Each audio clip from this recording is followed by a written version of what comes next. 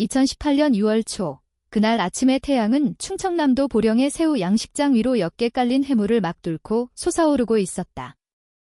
바닷바람은 갯벌의 흙냄새와 뒤섞인 짭짤한 향기를 실어 날랐다. 파출소로 향하는 작은 길은 아직 한산했다. 멀리서 채소 행상의 낡은 자전거 체인 소리만이 정적을 깨뜨리고 있었다. 그 길 위로 두 사람의 그림자가 빠르게 다가왔다. 60이 넘었지만 여전히 꼿꼿한 체구를 지닌 김진태 씨, 그리고 그의 곁에서 창백한 얼굴로 걷고 있는 젊은 여성, 그의 며느리 박서연이었다. 그녀의 눈은 퉁퉁 부어 있었다. 두 사람은 서둘러 파출소 안으로 들어섰다. 정확히 아침 업무가 시작될 무렵, 낡은 나무 문이 삐걱거리며 열렸다. 이제 막 책상을 정리하던 몇몇 젊은 경찰관들이 그들의 예기치 않은 등장에 놀란 표정을 지었다. 김진태 씨는 갈라진 목소리로 입을 열었다. 그의 하나뿐인 아들이 집에 들어오지 않은 지 벌써 이틀이 지났다고 했다. 그는 마지막으로 아들 민준과 양식장 관리 방식을 두고 크게 다퉜다고 털어놓았다. 아들 민준은 낡은 방식을 버리고 최신 바이오 플락 기술을 도입하자고 주장했지만 자신은 그저 돈 낭비일 뿐이라고 생각했다는 것이다. 김진태 씨의 말에 따르면 그 말다툼 끝에 민준은 보란듯이 성공하겠다며 서울로 떠나겠다고 소리치고는 집을 나갔다고 했다. 서연은 고개를 숙인 채 입고 있던 원피스 끝자락만 만지작거렸다. 그녀의 목소리는 남편의 행방을 덧붙여 설명할 때 가늘게 떨리고 있었다.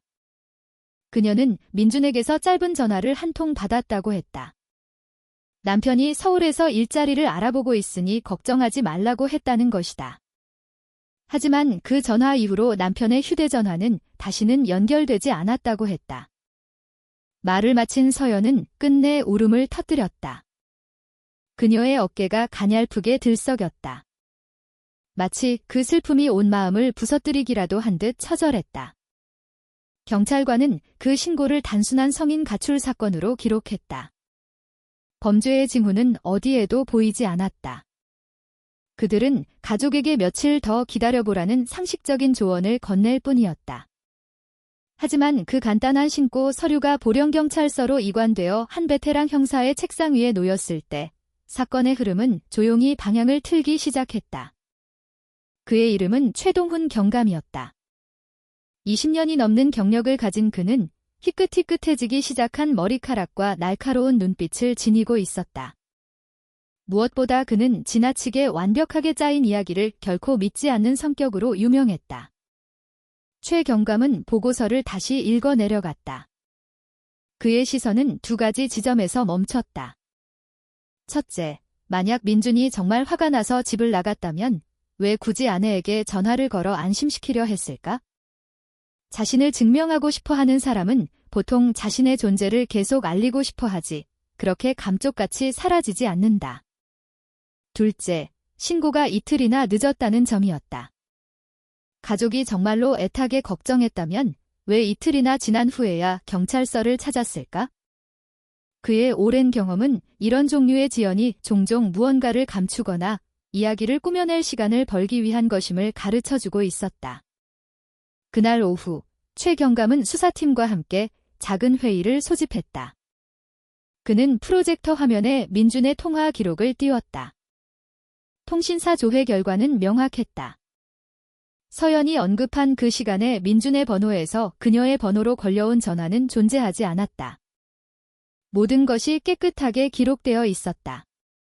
최 경감은 차분하지만 단호한 목소리로 말했다. 신고 내용 자체에 거짓이 있습니다. 회의실은 순간 정적에 휩싸였고 젊은 형사들은 서로의 얼굴을 쳐다보았다. 다음 날 아침, 그는 직접 김진태 씨의 양식장으로 향하기로 결정했다. 양식장은 광활했다. 거의 5헥타르에 달하는 부지에 20개가 넘는 양식지가 격자무늬로 펼쳐져 있었다. 야자수와 흙길로 둘러싸인 부지 중앙에는 커다란 본체가 서 있었다. 경찰차가 하얀색 페인트가 칠해진 커다란 집 앞에 멈춰 서자 새우 먹이를 뿌리던 몇몇 인부들이 놀란 눈으로 그들을 쳐다보았다.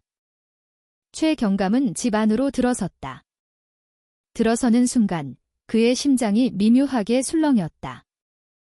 집이 어수선해서가 아니었다. 오히려 너무나도 깨끗했기 때문이었다. 바닥은 광이 났고 식탁은 완벽하게 정돈되어 있었으며 민준의 방은 마치 아무도 살지 않았던 것처럼 깔끔했다. 옷장에는 옷이 가득했고 신발은 흐트러짐 없이 정렬되어 있었다.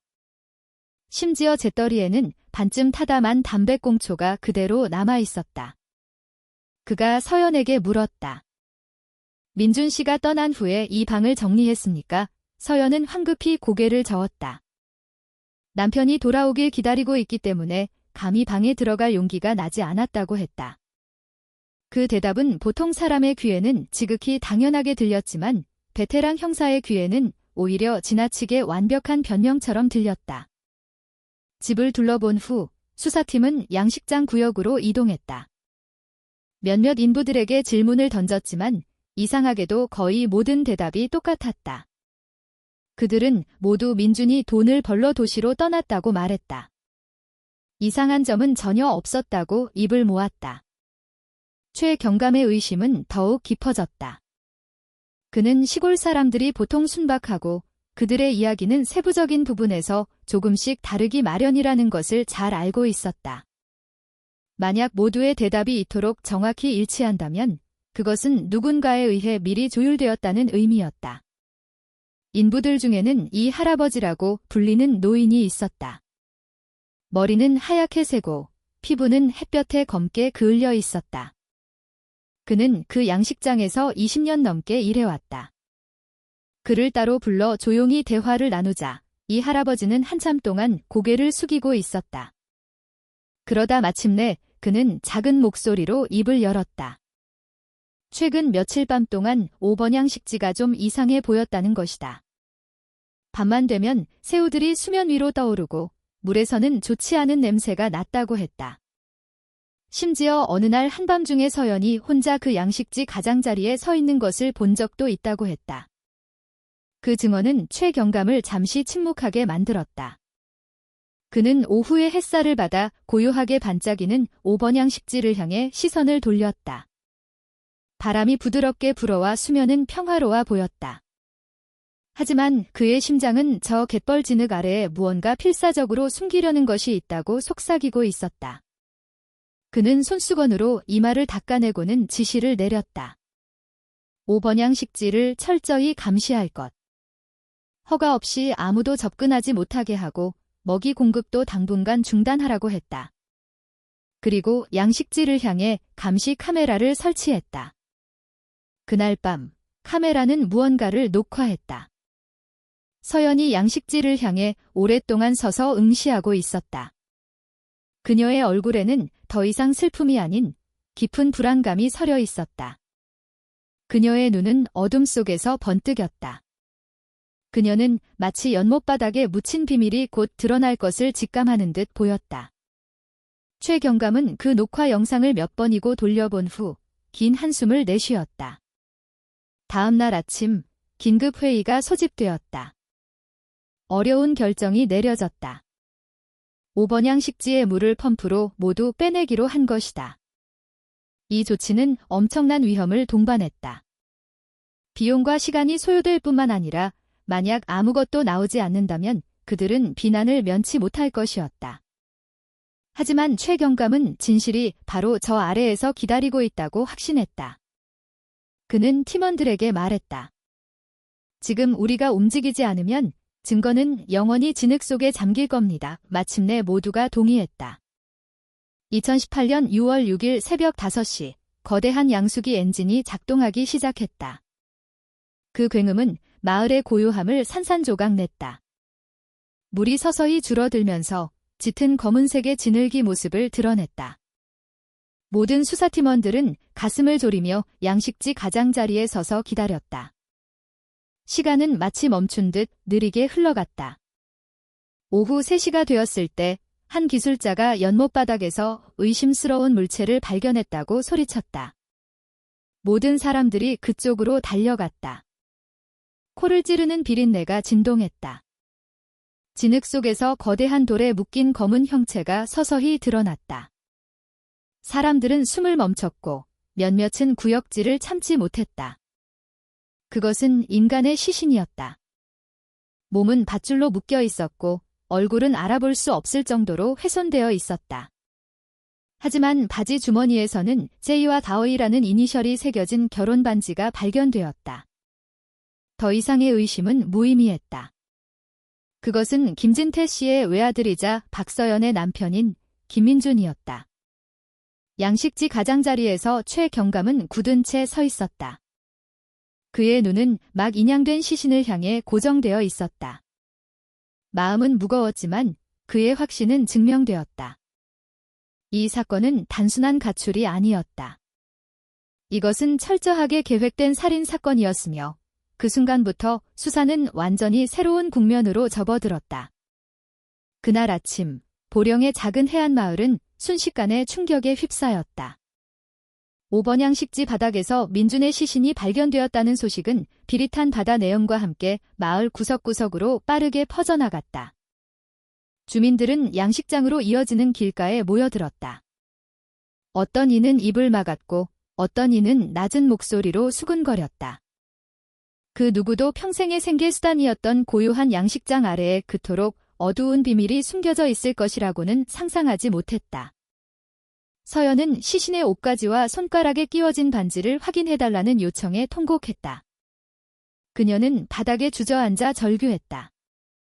그녀의 목소리는 날카롭게 허공을 갈랐고 온몸은 격렬하게 떨렸다.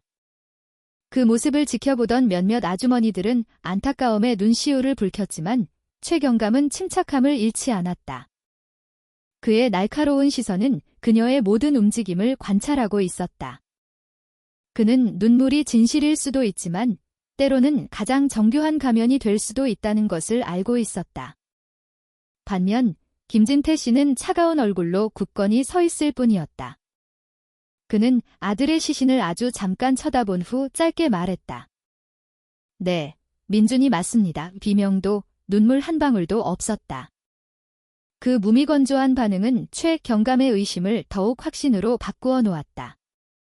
국과수 현장 감식팀이 신속하게 움직였다. 그들은 현장을 통제하고 진흙 샘플을 채취했으며 양식지 주변에 남은 발자국들을 측정했다. 서쪽 편에는 창고 쪽에서 물가로 수레가 끌려온 듯한 바퀴 자국이 선명하게 남아 있었다. 그 옆에는 두 사람의 발자국이 찍혀 있었는데 하나는 크고 다른 하나는 작았다. 모든 증거는 꼼꼼하게 기록되었다. 최경감은 그 흔적들을 무거운 심정으로 내려다보았다. 모든 흔적은 범인이 남긴 이야기였고 그 이야기는 서서히 입을 열기 시작하고 있었다. 그날 오후, 팀은 파출소로 복귀했다. 작은 회의실은 양식장 지도와 현장 사진, 그리고 초기 보고서들로 가득 찼다. 최경감은 단호한 어조로 회의를 시작했다. 김민준은 익사한 게 아닙니다. 뒤에서 둔기로 맞아 의식을 잃었고 그 후에 묶여서 물에 던져졌습니다. 이건 계획된 살인입니다. 모두가 침묵했다. 그가 말을 이었다. 수레바퀴 자국과 발자국으로 보아 범인은 2명입니다. 잠정적으로 가족 내부의 소행으로 추정됩니다. 밤중에 창고와 양식지에 자유롭게 접근할 수 있는 사람은 그들뿐이니까요. 김진태와 박서연. 누구도 그 이름을 입 밖에 내지 않았지만 두 사람의 이름은 고요한 회의실 공기를 무겁게 채우고 있었다. 그날 밤, 최경감은 사무실 베란다에 홀로 앉아 어두운 보령의 밤하늘을 바라보았다. 열린 창문으로 귀뚜라미 소리와 짭짤한 바다 냄새가 스며들었다. 그는 자신이 다루었던 수많은 사건들을 떠올렸다. 하지만 이번 사건은 유독 마음을 무겁게 짓눌렀다. 타인을 죽이는 것도 잔인한 일이지만 자신의 자식이나 남편을 죽이는 것은 가장 받아들이기 힘든 종류의 배신이었다. 양식장의 큰 집에서도 분위기는 완전히 변해 있었다. 평소 활기차던 인부들은 이제 서로 눈치를 보며 속삭였고 입을 열기를 두려워했다. 최초의 단서를 제공했던 이 할아버지는 구석에서 조용히 침묵을 지켰다. 자신의 비밀이 드러날까 봐 심장이 두근거렸다. 서연은 방에 틀어박혀 식사도 하지 않고 누구와도 말을 섞지 않았다. 밤이 되면 그녀의 흐느낌이 들려왔지만 그것이 상실감 때문인지 두려움 때문인지는 알 수 없었다. 김진태 씨는 여전히 태연한 척했다. 그는 다른 양식지에는 평소처럼 먹이를 주라고 지시하며 마치 아무 일도 없었던 것처럼 행동했다. 하지만 그의 차가운 눈빛 속에는 폭풍이 숨겨져 있음이 분명했다.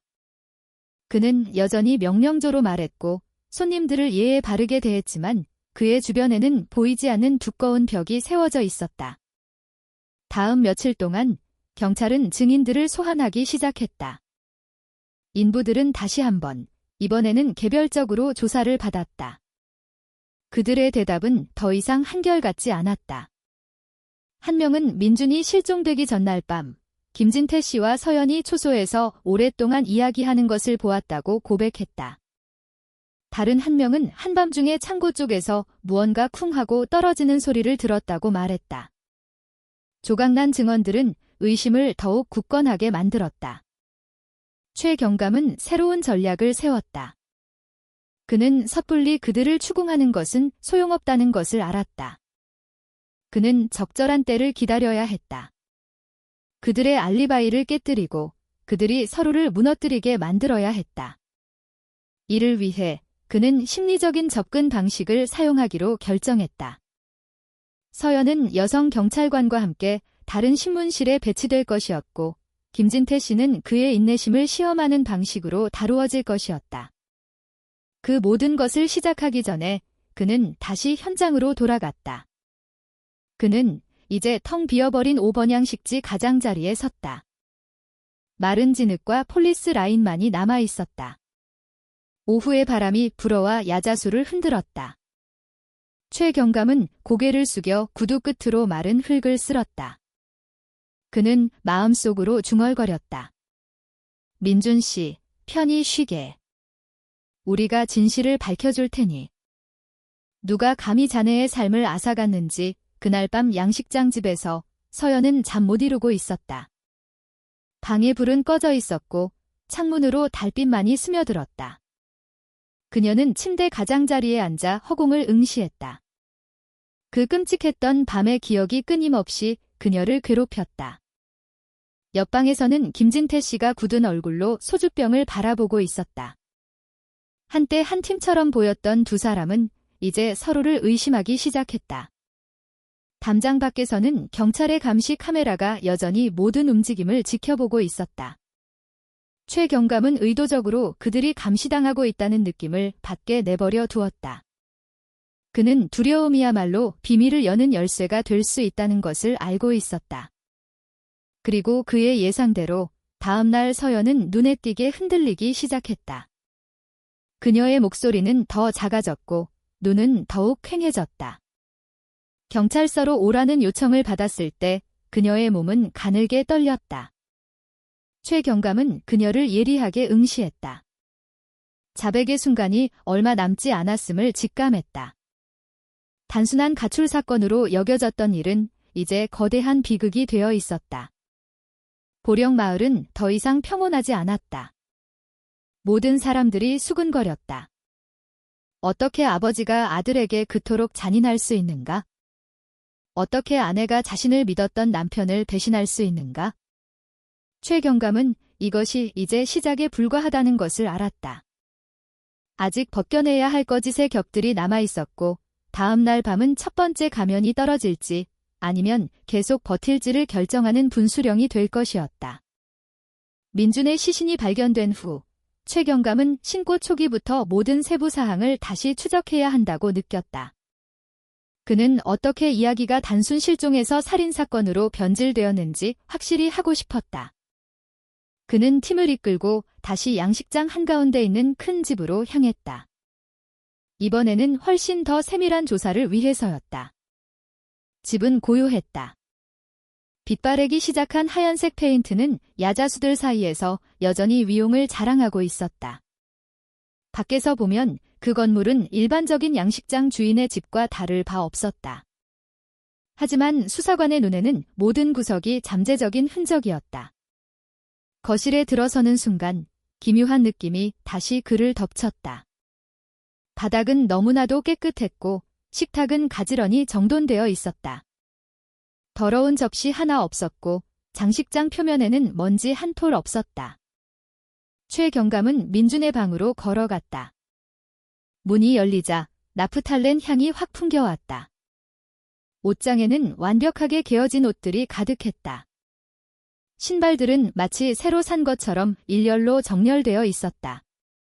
책상 위에는 양식 기술에 관한 몇 권의 노트가 나란히 놓여 있었다. 최경감은 책 한 권을 들어 페이지를 넘겨본 후 다시 제자리에 놓았다. 그는 긴 한숨을 내쉬었다. 화가 나서 집을 나간 젊은이가 이렇게 방을 남겨둘 리가 없었다. 그가 떠난 후에 누군가 방을 정리한 것이 틀림없었다. 침대 옆 재떨이에서 그는 반쯤 타다만 담배꽁초를 발견했다. 민주는 흡연자로 알려져 있었다. 최경감은 그 꽁초를 오랫동안 응시했다. 만약 민준이 정말 멀리 떠났다면 왜 아직 타오르던 담배를 반이나 남겨두었을까? 무언가 앞뒤가 맞지 않았다. 그는 문가에 서 있는 서연에게 물었다. 그녀의 얼굴은 창백했고 눈은 부어 있었다. 최경감은 부드럽게 물었다. 민준 씨가 떠난 이후로 이 방을 정리한 적이 있습니까? 서연은 재빨리 고개를 저었다. 남편의 물건을 만질 용기가 나지 않았다고 했다. 언젠가 민준이 돌아와 모든 것이 그대로인 것을 발견하기를 바란다고 덧붙였다. 그 말은 일부 경찰관들의 마음을 움직였다. 하지만 최경감의 마음속에서는 경고음이 울렸다. 그 대답은 너무 완벽했다. 마치 그 방 자체처럼 너무나도 깔끔했다. 집 밖에서는 인부들이 다시 소환되었다. 두 젊은 인부가 불안한 얼굴로 다가왔다. 그들은 여전히 민준이 집을 떠났다는 기존의 대답을 반복했다. 하지만 이번에는 최경감이 그들을 더 오랫동안 응시했고 두 사람은 결국 고개를 숙였다. 그들의 눈에는 명백한 두려움이 서려 있었다. 이어서 이 할아버지가 불려왔다. 노인은 정중하게 고개를 숙였다. 최경감은 그를 양식장 담장 근처 야자수 아래로 데려갔다. 다른 사람들의 귀가 닿지 않는 곳, 멀리서 바다의 파도 소리가 희미하게 들려왔다. 최경감은 간단하게 물었다. 최근 며칠 동안 이상한 점을 보신 게 있습니까? 이 할아버지는 오랫동안 침묵했다. 그의 손가락은 낡은 모자를 쥔 채 떨리고 있었다. 마침내 그는 작은 목소리로 말했다. 며칠 밤 동안 5번향 식지의 물에서 이상한 냄새가 났습니다. 새우들이 자꾸 수면으로 떠올랐고 서연아 씨가 밤늦게 혼자 그 연못가에 서 있는 것을 본 적도 있습니다. 최경감은 말없이 이 할아버지를 응시했다. 그는 노인이 진실을 말하고 있다는 것을 알았다. 그는 이 할아버지의 어깨를 두드리며 감사 인사를 전하고 그 사실을 아무에게도 말하지 말라고 당부했다. 저녁이 다가오자 최경감은 다시 집 주위를 둘러보았다. 그는 서쪽에 있는 창고를 유심히 살폈다. 나무 문에는 약간의 금이가 있었다. 안에는 사료포대, 나일론 밧줄, 그리고 쇠바퀴가 달린 작은 수레가 쌓여 있었다. 바퀴에는 진흙이 묻어 있었다. 그는 쪼그려 앉아 흙을 만져본 후 작은 수첩에 무언가를 기록했다. 현장을 떠나기 전 그는 마당에 서서 그 큰 집을 무거운 심정으로 바라보았다. 밖에서 보면 웅장했지만 안에는 비밀을 품고 있었다. 모든 창문은 굳게 닫혀 있었고 모든 문은 마치 빛이 들어오는 것을 거부하는 것처럼 잠겨 있었다. 그날 밤 최경감은 경찰서로 돌아왔다. 그는 모든 팀원을 소집했다. 회의 테이블 위에는 집, 방, 창고의 사진과 관찰 결과가 펼쳐져 있었다. 최경감은 낮지만 단호한 목소리로 말했다. 모든 것이 지나치게 깔끔합니다. 화가 난 사람이 그렇게 정돈된 방을 남기고 떠나지 않습니다. 정말 아무것도 모르는 며느리가 그렇게 막힘없이 대답할 수도 없습니다. 그리고 아들의 시신을 보고도 그렇게 침착한 아버지는 없습니다. 모두가 침묵했다. 몇몇 젊은 경찰관들은 소름이 돋았다. 한 명이 조용히 말했다. 그렇다면 우리는 처음부터 한편의 연극을 보고 있었던 거군요. 최경감은 고개를 끄덕였다. 맞습니다. 그리고 이제 우리의 임무는 그 연극의 막을 한 겹씩 걷어내는 것입니다. 이 다음 날 마을은 더욱 소란스러워졌다. 주민들은 아직 설치되어 있는 폴리스 라인을 보기 위해 양식장 앞으로 몰려들었다. 그들은 서로 속삭였다. 어떤 이는 믿을 수 없다고 했고 어떤 이는 예전부터 그 큰 집에는 이상한 기운이 있었다고 용감하게 말했다. 한 생선 장수 아주머니는 이렇게 말했다. 돈으로 많은 사람의 입을 막을 수는 있지만 비밀을 품은 갯벌 냄새는 막을 수 없는 법이지. 서연은 점점 더 압박감을 느꼈다. 그녀는 방에서 거의 나오지 않았다. 몸은 야위었고 시선은 공허했다. 반면에 김진태 씨는 여전히 태연한 척하며 인부들에게 평소처럼 일하라고 지시했다. 하지만 사람들은 거리를 두기 시작했다. 그들은 큰 폭풍이 다가오고 있음을 알고 있었다. 최경감은 그날 밤 보고서에 마지막 메모를 남겼다. 집은 너무 깨끗하고 방은 너무 깔끔하며 대답은 너무 완벽하다. 깔끔할수록 무언가 숨겨져 있다는 것이 더 명확해진다. 그리고 그것으로 수사의 방향은 더욱 명확해졌다. 더 이상 실종자를 찾는 것이 아니라 만들어진 청결함 뒤에 묻힌 진실을 찾는 것이었다. 파출소의 작은 회의실. 그날 밤 형광등은 희미하게 매달려 있었고 긴 테이블은 서류, 양식장 지도, 그리고 막 인쇄된 사진들로 가득했다. 최경감은 테이블 끝에 앉아 있었다. 안경은 앞에 놓여 있었고 그의 얼굴은 진지했다. 몇몇 젊은 형사들은 기다리고 있었다. 일부는 불안해했고 일부는 노트를 쓰고 있었다. 최경감은 2018년 6월 3일에 작성된 첫 번째 보고서 파일을 열었다. 그는 천천히 각 문장을 곱씹으며 읽어내려갔고 긴 한숨과 함께 파일을 덮었다. 그가 입을 열기 시작했을 때 그의 목소리는 무거웠다.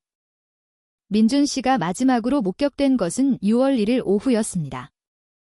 가족은 6월 3일 아침에야 신고했습니다. 이틀의 차이가 있습니다. 일반인에게는 평범해 보일 수 있지만 경험 많은 수사관에게 이것은 위험 신호입니다. 그는 부하들을 바라보며 물었다. 정말로 걱정했다면 왜 그렇게 오래 기다렸을까요? 그들이 내놓은 대답은 민준이 단지 화가 나서 떠났다고 생각했다는 것이었지만 단순한 논리는 다른 것을 가리키고 있었다. 평범한 아버지는 아들이 하루만 사라져도 불안해한다. 아내는 남편과 연락이 닿지 않으면 공황 상태에 빠진다. 하지만 여기서는 두 사람 모두 신고를 미뤘다. 한 젊은 형사가 손을 들었다. 아마도 민준 씨가 스스로 돌아오기를 바랐을 겁니다. 최경감은 고개를 돌리며 천천히 저었다. 그것은 그럴듯하게 보이는 대답입니다.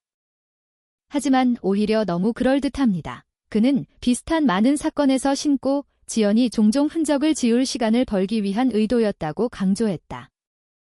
그리고 그것이 그를 처음부터 의심하게 만든 것이었다. 그는 민준의 방 사진이 붙어있는 화이트보드를 가리켰다. 최경감은 말했다. 저 방의 깔끔함을 보십시오. 서연 씨의 막힘없는 대답을 보십시오. 모든 것이 시나리오 같습니다. 그리고 그는 진흙이 묻은 수레바퀴를 보여주는 창고 사진을 두드렸다. 이것은 우연이 아닙니다. 누군가 저기서 연못으로 무언가를 끌고 갔습니다. 회의실은 조용했다. 낡은 선풍기가 구석에서 삐걱거리는 소리만 들렸다. 최경감의 부하들은 이 사건이 더 이상 단순한 추측이 아니라 계획된 살인이라는 것을 깨달았다. 한편 보령 마을에서는 소문이 더욱 거세졌다. 부두 근처 포장마차에서 어부들이 이야기를 나눴다. 어떤 이는 민준이 아버지처럼 강인하지 않은 다른 종류의 아들이었다고 말했다. 또 다른 이는 서연이 밤에 혼자 걷는 것을 자주 보았다고 속삭였다. 모든 이야기가 뒤섞였다. 일부는 사실이었고 일부는 단지 억측에 불과했다. 하지만 한 가지는 같았다. 그들 모두 왜 실종 신고가 이틀이나 늦었는지 의아해했다. 그날 밤, 최경감은 작은 관사로 돌아왔다. 그는 테라스에 앉아 담배에 불을 붙이고 별 없는 어두운 하늘을 바라보았다. 바람은 귀뚜라미 소리와 짭짤한 바다 내음을 실어왔다. 그는 결혼사진 속 민준의 얼굴을 떠올렸다. 젊고 연약해 보였다. 그의 마음이 아려왔다. 그는 낮은 목소리로 중얼거렸다. 왜 너를 지켜야 할 사람들의 손에 죽어야만 했을까? 최경감은 다시 수첩에 글을 썼다. 이틀의 지연은 찾기 위한 시간이 아니라 이야기를 재구성하기 위한 시간이었다. 그것이 조작이 있었다는 가장 명확한 신호다. 그는 앞으로의 수사가 힘들 것이라는 것을 알았다. 외부인을 상대하는 것은 쉬울지 모르지만 가족, 특히 김진태 씨 같은 지역 유지와 맞서는 데는 인내와 전략이 필요했다. 다음 날, 그는 다시 팀을 모았다. 그는 통화 기록을 더 깊이 파고들 것을 제안했다. 민준의 번호뿐만 아니라 서연과 김진태 씨의 번호도 포함해서 모든 수신 및 발신 통화가 대조되었다. 거기서 누가 누구와 몇 시에 이야기했는지 드러날 것이었다. 한 젊은 형사가 말했다. 만약 서연 씨가 민준 씨에게서 온 전화에 대해 거짓말을 한 것이라면 그녀는 무언가를 숨기고 있는 것입니다. 최경감은 고개를 끄덕였다. 그것이 그들이 만든 이야기를 흔들 첫 번째 균열이 될 것입니다. 다른 한편, 김진태 씨는 불안해지기 시작했다. 그는 인부들로부터 경찰이 많은 것을 묻고 다닌다는 말을 들었다. 그는 모든 것이 단지 절차일 뿐이라고 그들을 안심시키려 했지만 그의 마음은 초조해지기 시작했다. 그는 큰 집 테라스에서 혼자 있는 시간이 늘어났고 이제는 텅 빈 양식장을 바라보며 마치 진흙 속에서 답을 찾는 것처럼 보였다. 서연도 변했다. 그녀는 말이 점점 줄어들었다. 때때로 방에서 멍하니 앉아 한때 민준의 손가락에 끼워져 있던 결혼 반지를 만지작거리는 모습이 보였다. 그녀의 눈에서는 눈물이 흘렀지만 그것이 상실감 때문인지 죄책감 때문인지는 알 수 없었다. 최경감은 한 가지를 깨달았다. 진실은 강제로 즉시 끌어낼 수 없었다. 그는 시간과 심리적 압박이 마치 바위에 계속 떨어지는 물방울처럼 작용하도록 인내심을 가져야 했다. 결국 균열이 나타날 것이고 그 균열이 입구가 될 것이었다. 그날 밤, 그는 한 문장으로 회의를 마쳤다. 잊지 마십시오. 이 사건은 이틀 늦은 신고에서 시작되었습니다. 모든 거짓말은 거기서부터 시작되었고 우리는 거기서부터 그들의 벽을 무너뜨릴 것입니다. 2018년 6월 5일 아침, 보령경찰서의 공기는 평소보다 더 무겁게 느껴졌다. 최경감의 책상 위에 한 젊은 형사가 새로운 서류철을 놓았다. 그것은 통신사에서 온 공식적인 보고서였다. 최경감은 한 장 한 장 넘겼다. 그의 눈은 통화 목록이 담긴 표를 훑었다. 그는 민준에게서 서연에게로 온 전화가 있어야 할 한 칸에서 멈췄다. 그가 아직 살아있다고 말했던 그날 밤. 하지만 그 칸은 비어 있었다. 단 한 통의 전화도 없었다. 최경감은 깊은 숨을 들이쉬었다. 그는 파일을 덮고 의자에 기댔다. 그의 심장은 놀라움 때문이 아니라 확신 때문에 떨렸다. 그가 처음부터 의심했던 것이 이제 명확해졌다. 박서연은 거짓말을 했다. 그 전화는 결코 존재하지 않았다.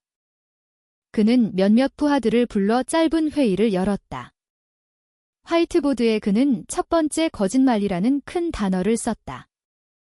그는 설명했다.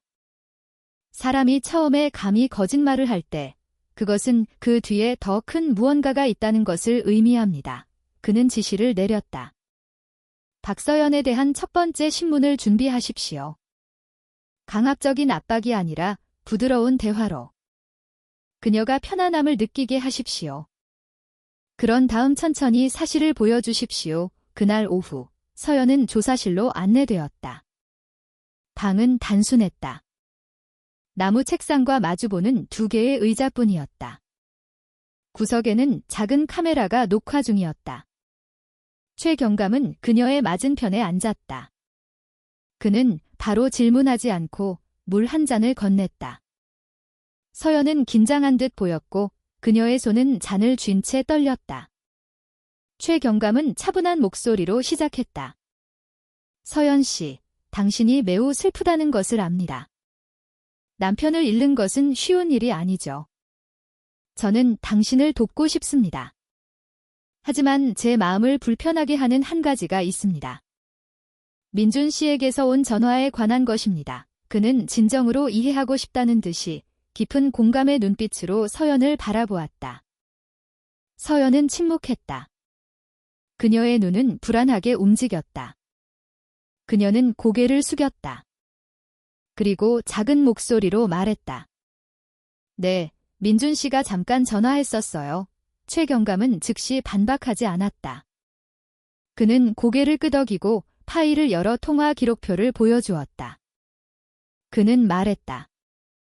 이것이 통신사의 공식 기록입니다. 당신이 말한 시간에는 민준 씨의 번호에서 온 전화가 없습니다. 서연은 고개를 들었고 그녀의 얼굴은 창백해졌으며 입술은 떨렸지만 아무 말도 나오지 않았다. 최 경감은 차분하게 말을 이었다. 당신이 거짓말을 했다면 이유가 있을 겁니다. 저는 그 이유를 알고 싶습니다. 서연의 뺨으로 눈물이 흐르기 시작했다. 그녀는 두 손으로 얼굴을 가렸다. 오랫동안 흐느낀 후 마침내 말했다. 저는 그냥 두려웠어요. 민준 씨에게서 아무 소식이 없다고 말하면 여러분이 안 좋은 생각을 할까 봐 두려웠어요. 저는 그저 아직 희망이 있는 것처럼 보이고 싶었을 뿐이에요. 최 경감은 말없이 그녀를 바라보았다. 마음속으로 그는 이것이 단순한 두려움이 아니라는 것을 알았다. 이것은 무언가를 은폐하려는 것이었다. 그는 마음속에 기록했다. 첫 번째 거짓말은 드러났고 아직 다른 거짓말들이 기다리고 있다. 다른 한편 김진태 씨도 간단한 조사를 위해 소환되었다. 그는 확고한 걸음으로 무표정한 얼굴로 들어왔다. 왜 신고를 이틀이나 기다렸느냐는 질문에 그는 짧게 대답했다. 아들이 그냥 화가 났다고 생각했습니다. 나중에는 돌아올 거라고요. 그 대답은 그럴듯하게 들렸지만 최 경감의 눈은 이상한 번뜩임을 포착했다. 진정으로 걱정하는 아버지는 이틀을 기다릴 수 없다. 그날 오후 최 경감은 짧은 문장으로 팀 회의를 마쳤다. 거짓말은 신고 첫날부터 시작되었습니다. 서연은 전화 받았다고 주장했지만 사실은 그렇지 않았습니다. 그것은 그들이 함께 이야기를 만들었다는 것을 의미합니다. 우리는 다음 귀녀를 인내심 있게 기다려야 합니다. 경찰서 밖에서는 마을 분위기가 점점 더 뜨거워졌다. 주민들은 더 큰 소리로 속삭이기 시작했다. 어떤 이들은 김진태 씨와 서연이 너무 가깝게 앉아 있는 것을 본 적이 있다고 말했다. 또 다른 이들은 민준이 실종되기 며칠 전 그와 아버지의 다툼에 대해 이야기했다. 모든 조각들이 의심의 불길을 키웠다. 그날 밤 양식장 집에서 서연은 불안하게 누워 있었다. 그녀는 부드러우면서도 날카로웠던 최 경감의 시선을 떠올렸다. 마치 그녀의 마음속을 꿰뚫어 보는 듯한 시선이었다. 그녀는 자신이 쌓아온 방어벽이 금이 가기 시작했다고 느꼈다. 한편 김진태 씨는 테라스에 앉아 담배에 불을 붙이고 어두운 양식장을 바라보았다. 그의 얼굴은 굳어 있었지만 가슴속에는 그를 좀먹기 시작한 불안감이 있었다. 최 경감은 관사에서 새로운 메모를 썼다. 데이터는 거짓말을 할 수 없다. 말이 사실과 모순될 때 진실은 이미 얼굴을 드러내기 시작한 것이다. 그는 밤이 깊어갈수록 심리적 압박이 그들 중 한 명을 흔들리게 만들 것이라는 것을 알았다. 그리고 그때가 되면 모든 연극은 무너질 것이었다. 다음 날 최 경감은 다시 김진태 씨의 큰 집에 발을 들였다. 이번에는 국과수 팀을 데리고 모든 구석을 더 세밀하게 조사하기 위해서였다. 아침 햇살이 집의 하얀 벽에 반사되어 밖에서 보면 반짝이는 것처럼 보였다. 하지만 최경감에게 그 반짝임은 오히려 내면의 어둠을 가리는 장막처럼 느껴졌다. 그들은 민준의 방으로 들어갔다. 방 안 공기는 나프탈렌과 낡은 나무 냄새가 섞여 차갑게 느껴졌다. 경찰관들의 구두 소리가 광택나는 바닥 위에서 선명하게 울렸다. 최경감은 방 한가운데 섰다. 그의 눈은 모든 세부 사항을 훑었다. 옷장에는 마치 매우 세심한 손길로 막 정리된 것처럼 옷들이 접혀 있었다. 신발장에는 한 켤레도 빠짐없이 신발들이 가지런히 정렬되어 있었다. 작은 탁자 위에는 마치 주인이 돌아오기를 기다리는 것처럼 자명종 시계가 여전히 째깍거리고 있었다. 그는 침대 쪽으로 걸어갔다. 침대보는 주름 하나 없이 팽팽하게 펼쳐져 있었다. 베개는 대칭적으로 놓여 있었다.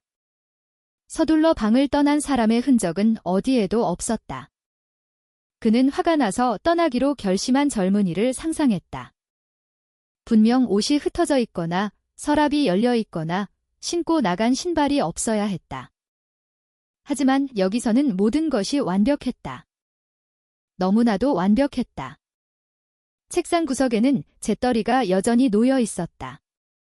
최경감은 몸을 숙여 반쯤 타담한 담배꽁초를 집어들었다. 쟤는 마치 방금 남겨진 것처럼 그대로 붙어 있었다. 그는 그 꽁초를 오랫동안 응시했다. 만약 민준이 정말 그날 밤 떠났다면 왜 아직 다 피우지 않은 담배를 남겨두었을까? 흡연자는 보통 마지막까지 피우지 않던가? 그는 문가에 서 있는 서연을 불렀다. 그의 목소리는 부드러웠지만 그의 눈은 탐색하고 있었다. 서연 씨, 민준 씨가 떠난 이후로 이 방에 들어와서 정리한 적 있습니까? 서연은 재빨리 고개를 저었다. 그녀의 목소리는 작았다. 아니요, 경감님. 감히 그럴 수 없었어요. 민준 씨가 돌아왔을 때 모든 것이 그대로이길 바랐어요. 최경감은 그저 고개를 끄덕였다. 그는 그 대답이 아름답게 들리고 심지어 보통 사람들의 마음을 감동시킨다는 것을 알았다. 하지만 바로 그것이 그를 의심하게 만들었다. 그는 마음속으로 썼다.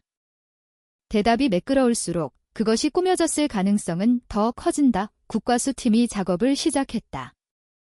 그들은 모든 구석을 촬영하고 먼지 샘플을 채취하고 물건의 위치를 기록했다. 한 경찰관이 속삭였다. 이 방은 마치 사람이 사는 방이 아니라 전시실 같습니다. 최경감은 조용히 고개를 끄덕였다. 그것은 그가 느낀 것과 똑같은 인상이었다. 방에서 나온 후 그들은 거실로 향했다.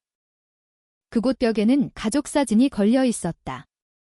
민준과 서연의 결혼 사진이 있었다. 두 사람의 얼굴은 아직 희망으로 가득했다. 최경감은 잠시 멈춰 그 사진을 바라보았다. 마음속으로 그는 물었다. 어떻게 그날 행복하게 웃던 두 사람이 이제는 잔인한 죽음으로 갈라지게 되었을까? 그날 오후, 최경감은 가득 찬 생각으로 사무실로 돌아왔다. 그는 수첩을 열고 몇 문장을 썼다. 방은 너무 깔끔하고 담배꽁초는 그가 결코 떠나지 않았다는 신호다. 서연은 부인했지만 그녀의 대답은 너무 완벽하다. 이 모든 것은 연극 무대다. 그날 밤, 그는 관사 베란다에 앉아 멀리서 어선들의 불빛을 바라보았다. 그는 어릴 적 해안마을에서 보냈던 시간을 떠올렸다. 그곳 사람들은 단순하고 정직하며 있는 그대로 살았다. 그가 지금 목격하고 있는 거짓을 숨기고 있는 웅장한 집과는 얼마나 대조적인가. 양식장 집에서 서연은 침대에 홀로 앉아 있었다. 그녀의 눈은 손가락에 끼워진 결혼 반지를 공허하게 바라보았다. 그녀의 울음이 터져 나왔지만 그 눈물이 누구를 위한 것인지는 알 수 없었다.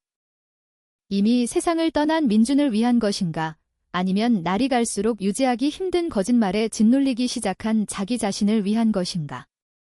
한편 김진태 씨는 테라스에 앉아 어두운 양식장을 굳은 얼굴로 바라보고 있었다. 그의 손에는 담배 한 개비가 들려 있었다. 연기가 밤 공기 속으로 피어올랐다. 그는 경찰이 점점 다가오고 있다는 것을 알았지만 여전히 버틸 수 있다고 믿었다. 최경감은 그의 기록 뒤에서 진실이 오래 숨겨질 수 없다는 것을 알았다. 마치 덮어두어도 결국에는 냄새가 나는 갯벌처럼 거짓말은 항상 터져나올 틈을 찾기 마련이었다. 그리고 그 깔끔한 방은 가장 명확한 틈 중 하나였다. 그날 해가 서쪽으로 기울기 시작했을 때 최경감은 양식장의 모든 인부들을 한 명씩 부르기로 결정했다. 평소에는 먹이를 뿌리는 소리와 펌프 소리로 붐비던 김진태 씨의 큰 집은 이제 조용했다. 인부들은 야자수 아래에서 불안하게 앉아 차례를 기다렸다. 첫 번째로 들어온 사람은 젊은 인부였다. 그의 얼굴은 땀으로 가득했고 거친 손은 낡은 모자를 쥐고 있었다. 최경감은 부드럽게 물었다. 민준이 사라진 이후로 이상한 것을 본 적이 있는지.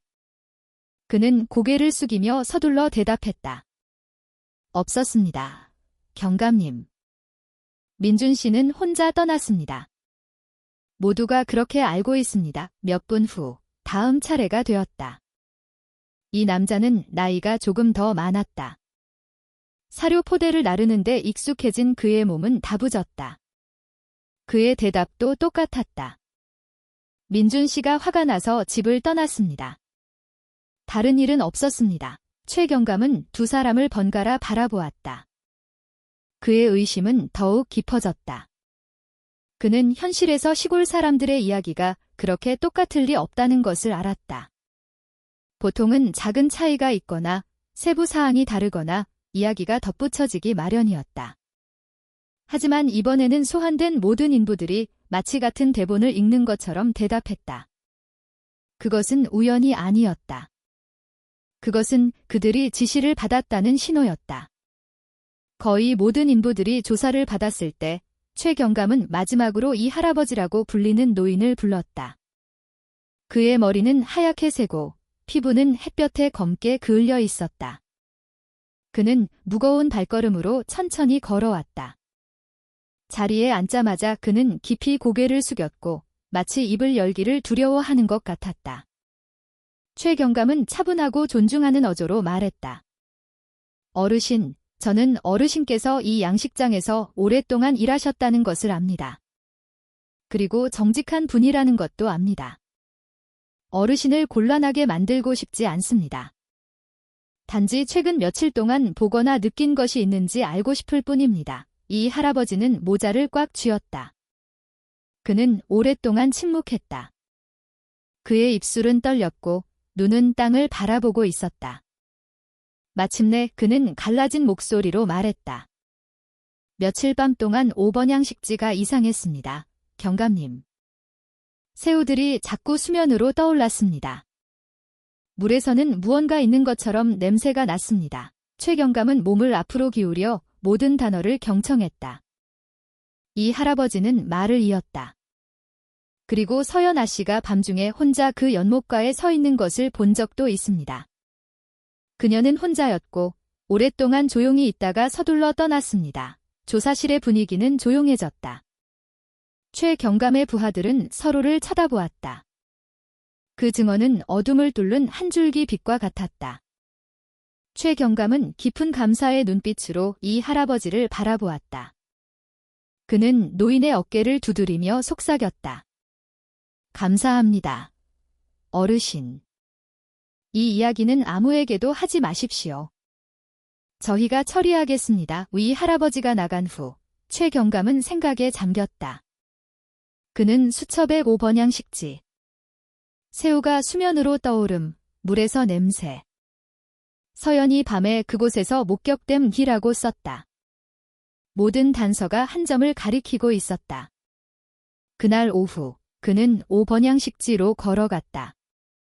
수면은 고요해 보였고 오후의 햇살을 거울처럼 반사했다. 바닷바람이 부드럽게 불어와 작은 물결을 일으켰다. 하지만 최경감에게 그 고요함은 오히려 어두운 무언가를 숨기고 있는 것처럼 보였다. 그는 연못가에 오랫동안 서서 마음속으로 중얼거렸다. 비밀은 여기에 묻혀 있다. 마을에서는 경찰이 오번양식지에 특별한 관심을 두고 있다는 소문이 퍼지기 시작했다. 지나가던 주민들은 고개를 돌리며 속삭였다. 심지어 일부러 멈춰서 구경하는 사람도 있었다. 아이들은 접근이 금지되었다. 마을 사람들에게 그 양식지는 이제 더 이상 생계 수단이 아니라 비밀의 무덤이었다. 그날 밤 최 경감은 팀을 모았다. 그는 이 할아버지의 증언을 진지하게 설명했다. 모두가 오번양식지를 엄격하게 감시해야 한다는데 동의했다. 카메라가 설치되었고 폴리스 라인이 강화되었으며 새우 먹이 공급은 일시적으로 중단되었다. 최 경감은 말했다. 우리는 기다릴 것입니다. 범인은 자신들이 사용한 장소가 주목받기 시작하면 불안해질 것이 틀림없습니다. 그리고 그의 예상대로 그날 밤 카메라는 서연이 연못가에 오랫동안 서 있는 모습을 녹화했다. 그녀의 얼굴에는 더 이상 슬픔이 보이지 않았고 오히려 불안감이 가득했다. 그녀의 시선은 초조했고 손은 옷자락을 쥐어짰다. 마치 그녀는 자신이 숨긴 비밀이 곧 드러날 것을 아는 것 같았다. 최 경감은 그 녹화 영상을 몇 번이고 돌려보았다. 그는 잠시 눈을 감았다가 긴 한숨을 내쉬었다. 그는 다음 단계가 더 대담해야 한다는 것을 알았다. 오번양식지를 그냥 내버려 둘 수는 없었다. 그곳에 진실이 숨어 있었고 수면 위로 끌어올려지기를 기다리고 있었다. 그날 오후 보령의 하늘은 황금빛 주황색으로 물들고 있었다. 수사팀이 오번양식지 주위에 폴리스 라인을 설치하자 지나가던 마을 주민들은 호기심 어린 눈으로 멈춰섰다. 몇몇 아주머니들은 왜 그 연못이 폐쇄되었는지 속삭였다. 아이들은 접근이 금지되었고 멀리서 두려운 눈초리로 힐끗거리며 뛰어다닐 뿐이었다. 연못가에서 최 경감은 감시하며 서 있었다. 그는 세 군데 모서리에 감시 카메라를 설치하라고 지시했다. 하나는 연못을 직접 향하고 다른 하나는 창고로 이어지는 작은 길을, 그리고 마지막 하나는 동쪽 담장을 향하도록 했다.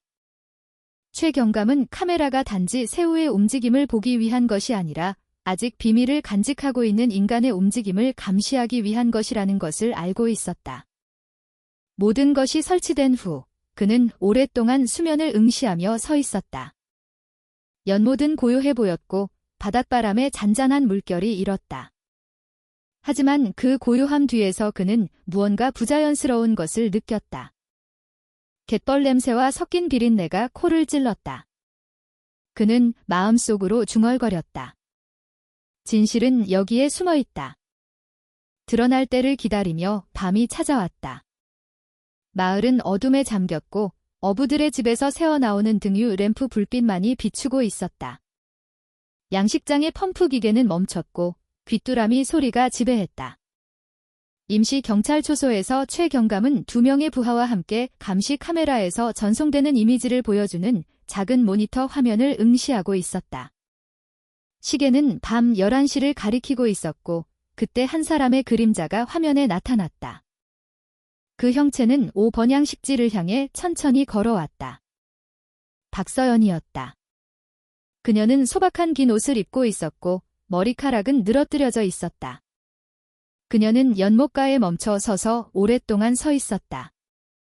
그녀의 시선은 물을 향해 공허했다. 화면을 통해 그녀의 얼굴이 불안으로 가득 찬 것이 선명하게 보였다.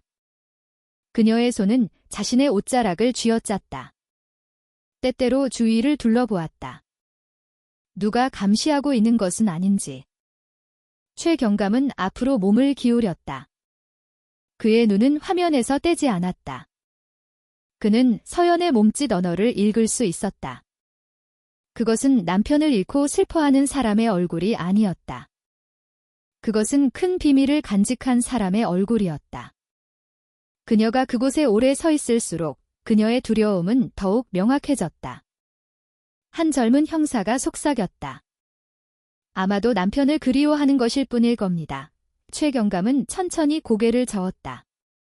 그리워하는 사람은 보통 꽃을 가져오거나 기도를 합니다. 서연 씨는 그렇지 않습니다. 그녀는 단지 불안하게 물을 응시하고 있을 뿐입니다. 마치 진흙 바닥에서 무언가 나타날까 봐 걱정하는 것처럼 거의 20분이 지난 후 서연은 돌아서서 집으로 빠르게 걸어 돌아갔다. 카메라는 그녀의 모든 발걸음을 녹화했다. 최경감은 의자에 기대 앉아 손바닥으로 얼굴을 쓸었다. 그는 오늘 밤이 그들의 추측이 옳았다는 것을 증명했다고 알았다.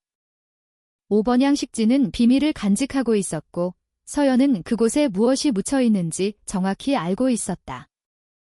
다음 날 아침 수사팀은 다시 모였다. 최경감은 녹화 영상을 다시 재생했다. 모두가 진지한 얼굴로 화면을 응시했다. 서연이 연못가에 나타나자 방은 조용해졌다. 최경감은 한 장면에서 멈췄다. 서연이 불안 가득한 눈빛으로 물을 응시할 때였다. 그는 조용히 말했다. 그녀의 눈을 보십시오. 그것은 상실의 눈빛이 아닙니다. 그것은 두려움의 눈빛입니다. 모두가 고개를 끄덕였다. 한 형사가 말했다. 마치 그녀가 연못 안에서 무언가 나오기를 기다리는 것 같습니다. 최경감은 덧붙였다.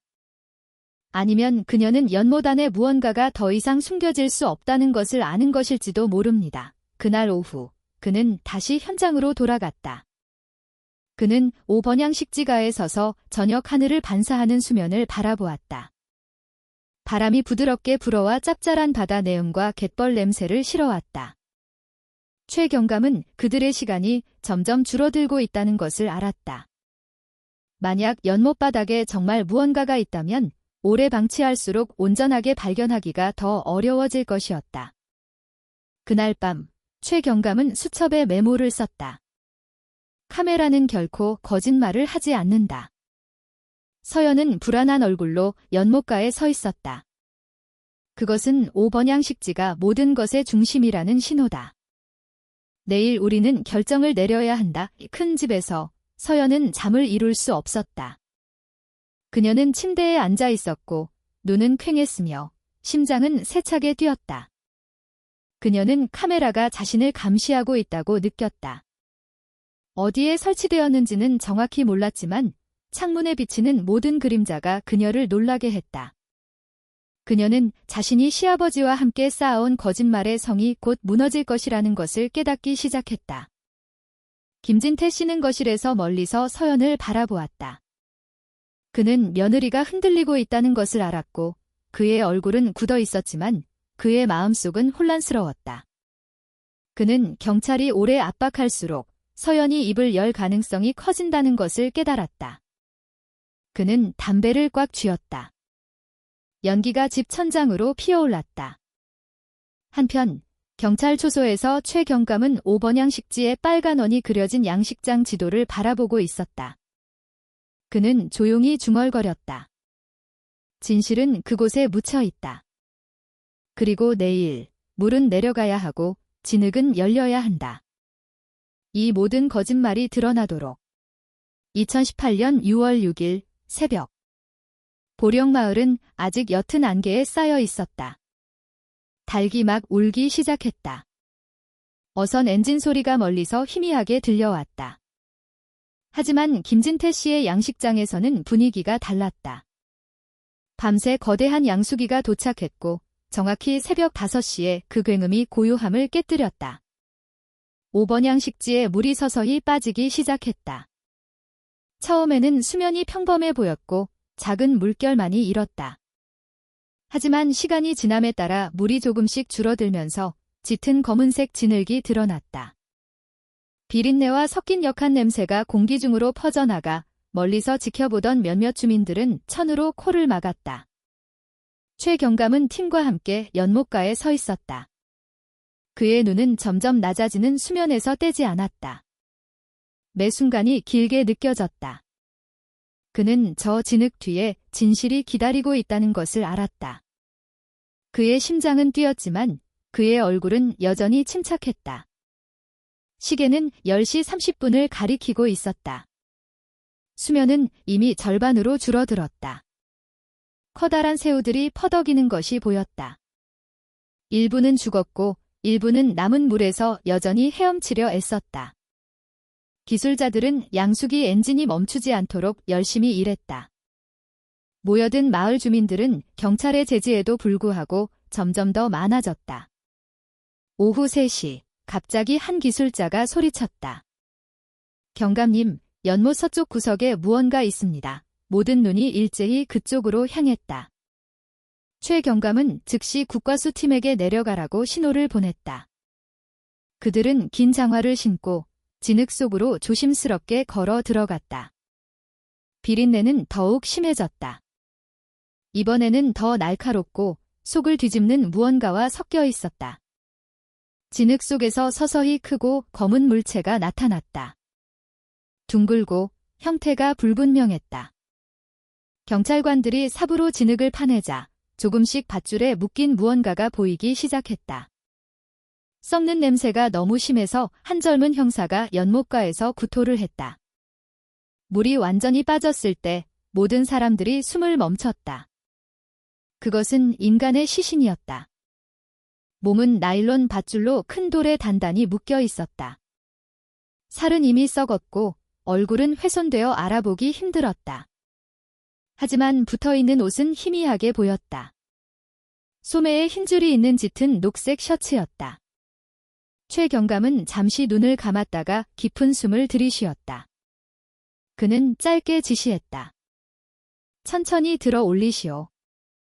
증거가 사라지지 않도록 경찰관들은 조심스럽게 작업했고 시신을 묶은 후 방수포 위로 들어 올렸다.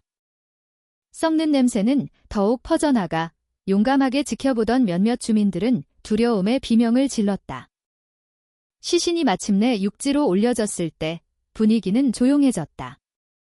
아무도 감히 말을 하지 못했다.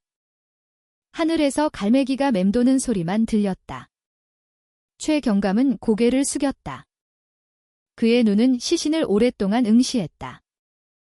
그의 마음은 무거웠지만 이제 모든 것이 명확해졌다. 민주는 결코 떠난 적이 없었다. 그는 살해당했다. 그리고 그의 시신은 진흙과 시간에 삼켜져 사라지도록 연못에 버려졌다. 서연이 확인을 위해 불려왔다. 옷과 시신의 손가락에 끼워진 반지를 보자마자 그녀는 히스테릭하게 비명을 질렀다. 땅에 주저앉아 통곡하며 울부짖었다. 몇몇 마을 여자들은 눈물을 참았다.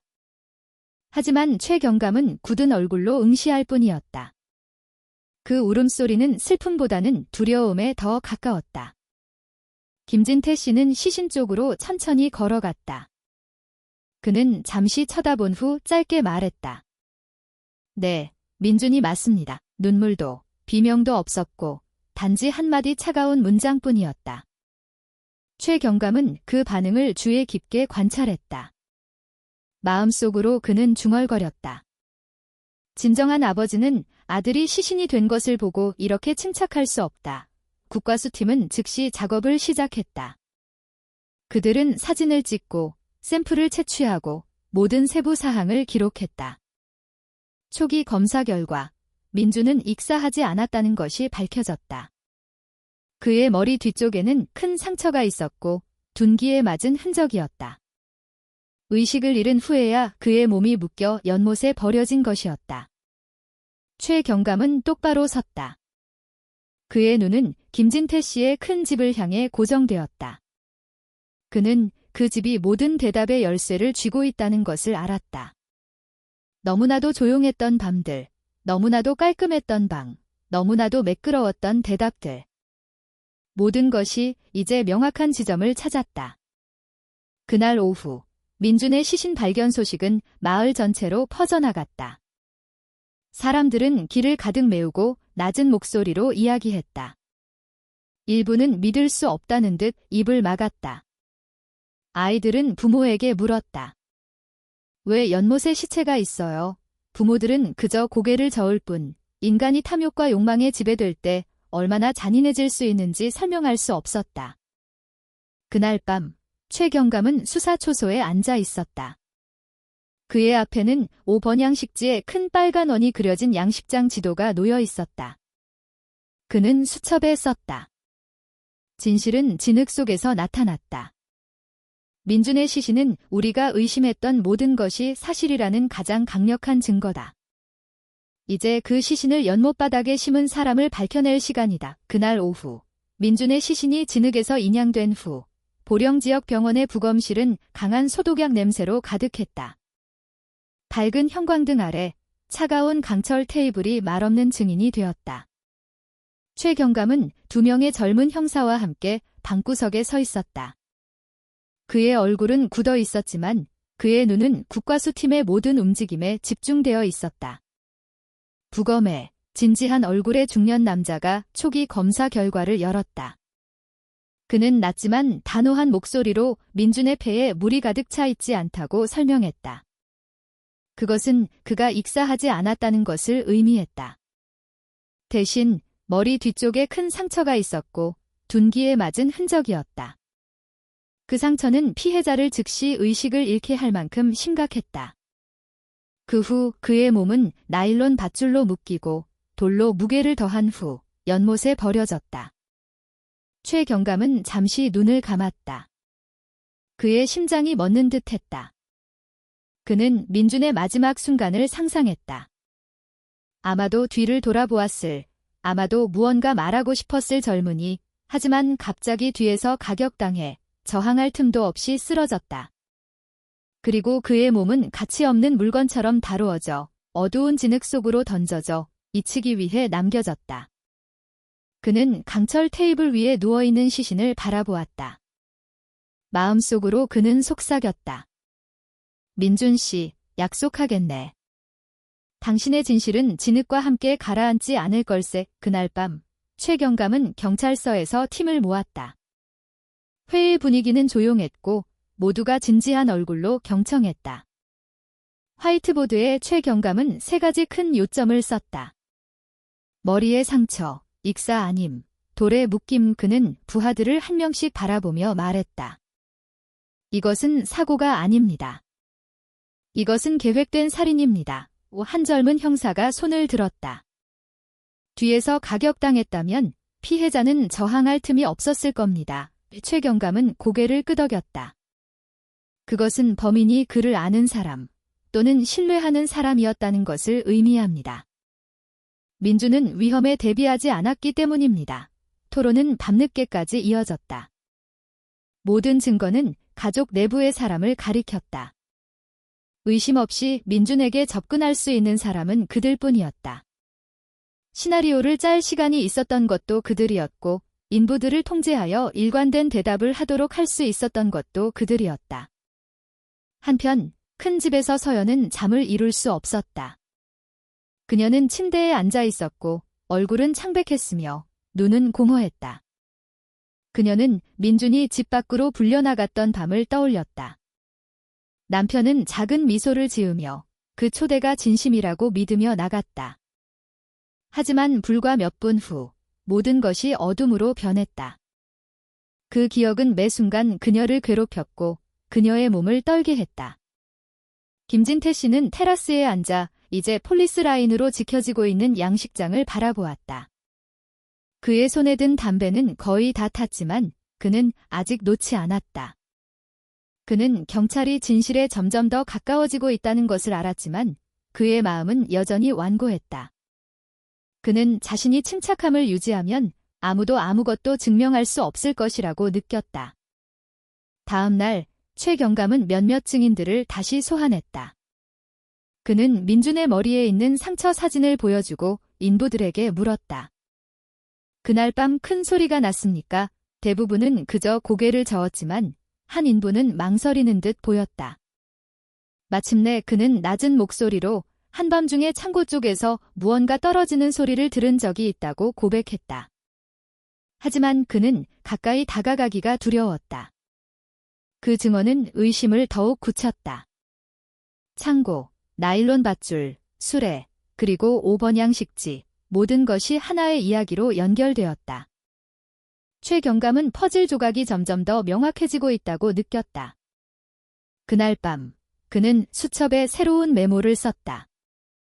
민준은 익사한 것이 아니라 가격당했다. 가격당했다는 것은 배신이 있었다는 것을 의미한다. 범인은 마주할 용기가 없었다.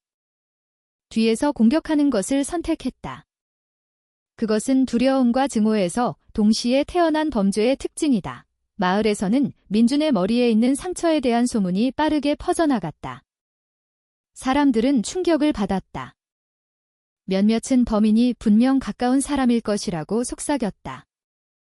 한 생선 장수 아주머니는 시장에서 낮은 목소리로 말했다. 양심을 잃는 것보다 재산을 잃는 것이 낫다. 그녀의 말에 많은 사람들이 조용히 고개를 끄덕였다. 최 경감은 진실로 가는 길이 아직 멀다는 것을 알았다. 하지만 이 부검 결과로 그는 이제 강력한 기반을 갖게 되었다. 더 이상 추측이 아니라 민준이 살해당했다는 과학적 증거였다. 이제 그 어두운 밤에 몽둥이를 든 사람이 누구인지 찾는 것만 남았다. 그날 아침 부검 결과가 발표된 후 최 경감은 다시 현장으로 돌아가기로 결정했다. 그는 머리의 상처와 묶인 시신만으로는 충분하지 않다고 느꼈다. 오번양식지 주변의 모든 땅 한 뼘 한 뼘을 더 자세히 조사해야 했다. 해가 막 떴을 때 수사팀은 연못가로 내려갔다. 진흙은 아직 젖어 있었고 이상한 홈 자국을 남기고 있었다. 최 경감은 천천히 걸었다. 그의 눈은 모든 흔적을 살폈다. 그는 쪼그려 앉아 손가락 끝으로 흙을 만졌다. 창고 쪽에서 물가로 무언가 끌려온 듯한 긴 홈이 있었다. 그는 한 젊은 형사에게 신호를 보냈다. 이 홈의 폭을 측정하시오. 형사는 금속 자를 댔다. 폭은 창고에 있던 작은 수레바퀴와 일치했다. 최 경감은 조용히 고개를 끄덕였다. 그의 생각은 즉시 머릿속에 저장된 이미지를 연결했다. 어두운 밤에 무거운 짐을 싣고 고요한 연못으로 끌려가는 수레. 그 홈에서 몇 미터 떨어진 곳에 두 종류의 발자국이 선명하게 보였다. 하나는 크고 깊었고 장화 자국을 남겼다. 다른 하나는 더 작고 가벼웠다. 샌들이나 여자 신발 자국과 비슷했다. 그 발자국은 나란히 있었고 때로는 겹쳐져 두 사람이 함께 걸었다는 것을 보여주었다. 최 경감은 오랫동안 그 발자국을 응시하며 서 있었다. 그의 마음은 무거웠지만 그의 생각은 점점 더 명확해졌다. 그날 밤 두 사람이 협력했다. 한 명은 크고 힘이 세어 수레를 끌었고 다른 한 명은 작았고 아마도 돕거나 단지 동행했을 뿐이지만 여전히 그곳에 있었다. 그는 깊은 숨을 내쉬고 부하들에게 말했다. 모든 것을 기록하고 여러 각도에서 사진을 찍으시오. 세부 사항 하나도 놓치지 마시오. 그날 오후 임시초소에서 현장 감식 결과 사진들이 큰 보드에 붙여졌다. 모든 형사들이 모여 진지한 얼굴로 응시했다. 최 경감은 수레 홈 사진을 가리켰다. 이것은 창고에서 연못으로 가는 길입니다. 그리고 그는 발자국 사진을 가리켰다. 두 사람, 한 명은 크고 한 명은 작습니다. 그 방은 조용해졌고 모두가 누구를 의미하는지 알았다. 큰 사람은 물론 김진태 씨, 작은 사람은 물론 박서연이었다. 그들의 이름은 발음되지 않았지만 이미 회의실 공기를 가득 채우고 있었다. 최 경감은 부하들을 바라보았다. 그의 목소리는 낮았지만 단호했다. 이것은 우리가 의심했던 것이 사실이라는 것을 의미합니다. 그들은 단지 은폐한 것이 아니라 직접 관여했습니다. 한편 큰 집에서 서연은 방에 앉아 있었다. 그녀의 눈은 벽을 공허하게 응시했다. 그녀는 궁지에 몰렸다고 느끼기 시작했다. 경찰 오토바이 소리가 지나갈 때마다 그녀의 심장은 세차게 뛰었다. 그녀는 경찰이 무언가를 발견했다는 것을 알았다. 그녀가 시아버지와 함께 연못가에 섰던 밤의 이미지가 계속해서 그녀를 괴롭혔다. 김진태 씨는 침착함을 유지하려 애썼다. 그는 여전히 인부들을 관리하고 명령을 내렸다. 하지만 모든 사람들은 무언가 변했다는 것을 알았다. 마을 사람들은 거리를 두기 시작했다. 더 이상 친근한 미소는 없었다.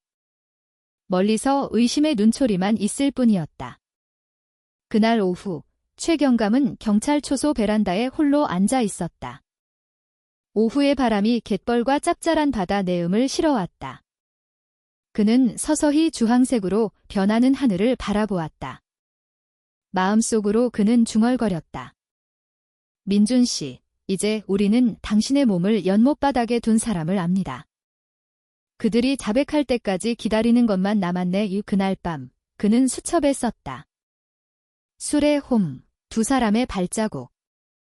이 살인이 혼자 한 것이 아니라는 가장 명확한 증거.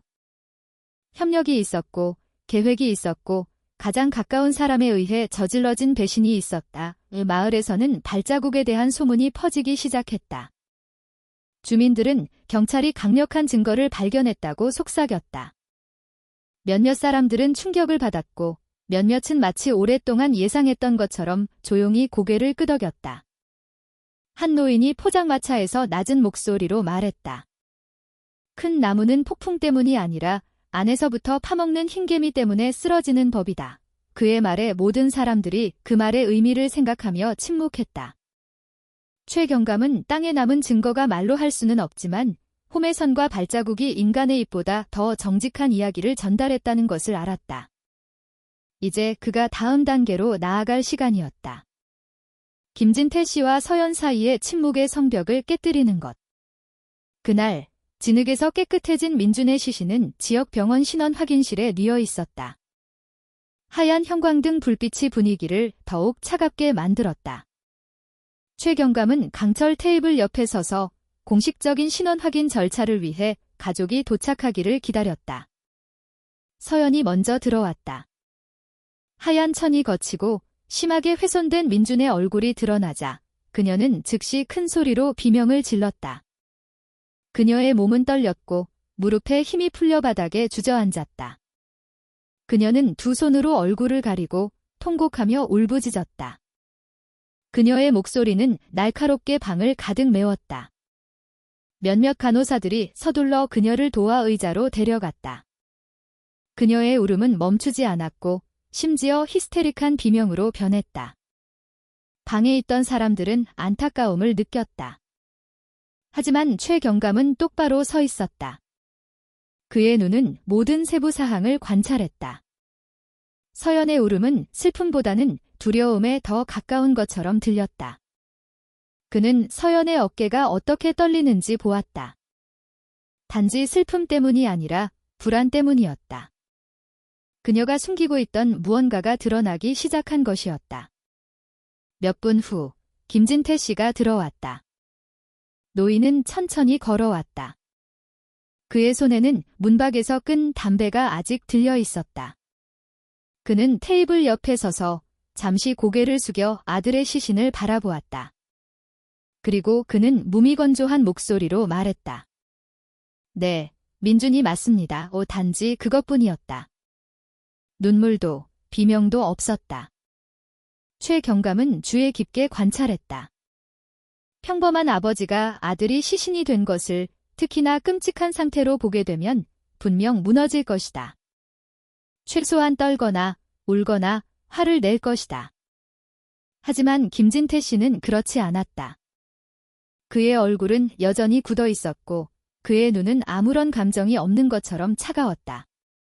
절차가 끝난 후 서연은 여전히 울면서 밖으로 나갔다. 김진태 씨는 조용히 걸어 나갔고 경찰관에게 약간 고개를 끄덕인 후 말없이 떠났다. 두 사람의 대조는 매우 명확했다. 그날 밤 최경감은 사무실에 앉아 새로운 메모를 썼다. 서연은 히스테릭하고 김진태는 너무 침착하다. 한 명은 두려움을 보이고 다른 한 명은 완벽한 통제를 보인다. 둘 다 정상적인 반응이 아니다. 그들이 공유하는 비밀이 있지만 그것을 대하는 방식이 다르다. 마을에서는 그들의 상반된 반응에 대한 소문이 즉시 퍼져나갔다. 처음에 서연에게 동정심을 느꼈던 사람들은 그녀의 눈물이 진심일까? 아니면 단지 연극일까? 라고 의문을 품기 시작했다. 한편 김진태 씨의 차가운 태도는 주민들로 하여금 그가 무언가를 숨기고 있다는 것을 더욱 확신하게 만들었다. 다음 날 아침 최경감은 몇몇 선임 형사들을 소집했다. 그는 전날 밤 서연이 연못가에 오랫동안 서 있었던 카메라 녹화 영상을 다시 재생했다. 그리고 그는 가장자리에 남은 발자국 사진을 보여주었다. 그런 다음 그는 신원 확인실에서 김진태 씨의 반응을 모든 사람에게 상기시켰다. 그는 차분한 목소리로 말했다.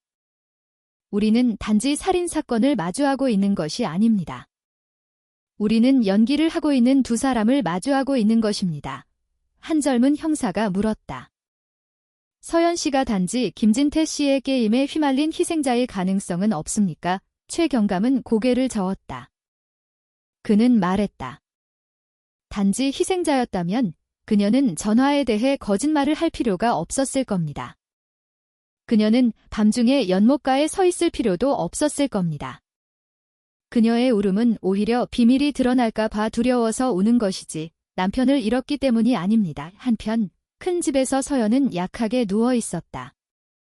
그녀의 눈은 퀭했고 몸은 떨렸다. 민준의 시신을 떠올릴 때마다 그녀의 울음이 다시 터져나왔다. 하지만 울음 사이사이 그녀의 마음은 불안으로 가득했다. 경찰은 점점 더 가까워지고 있었고 그녀는 조만간 모든 것이 드러날 것이라는 것을 알았다. 김진태 씨는 여전히 태연함을 유지하려 애썼다. 그는 테라스에 앉아 이제 텅 빈 양식장을 바라보았다. 그의 얼굴은 무표정했지만 그의 마음은 소용돌이치고 있었다. 그는 경찰이 멈추지 않을 것이라는 것을 깨달았다. 그는 자신이나 서연의 한 번의 실수로 모든 것이 드러날 수 있다는 것을 알았다. 최경감은 새로운 전략을 세웠다. 그는 이제 그들을 분리할 때라고 결정했다. 그들이 더 이상 서로를 지지할 수 없을 때 심리적 압박은 더 강해질 것이었다. 그는 많은 사건에서 두 사람이 비밀을 공유할 때 보통 더 약한 쪽이 먼저 무너진다는 것을 알았다. 그날 밤 그는 수첩에 썼다. 눈물은 속일 수 있고 침착함도 속일 수 있다. 하지만 둘 다 연극에서 비롯된 것이라면 조만간 가면은 떨어질 것이다. 그리고 우리의 임무는 그것이 일어나도록 하는 것이다. 최경감은 회의실에 앉아 사진과 메모로 가득 찬 큰 보드를 응시했다. 수집된 증거 조각들이 하나의 완전한 그림을 형성하기 시작했다. 그는 잠시 눈을 감고 6월 초의 그 밤을 천천히 다시 상상했다. 민준이 목숨을 잃었던 밤.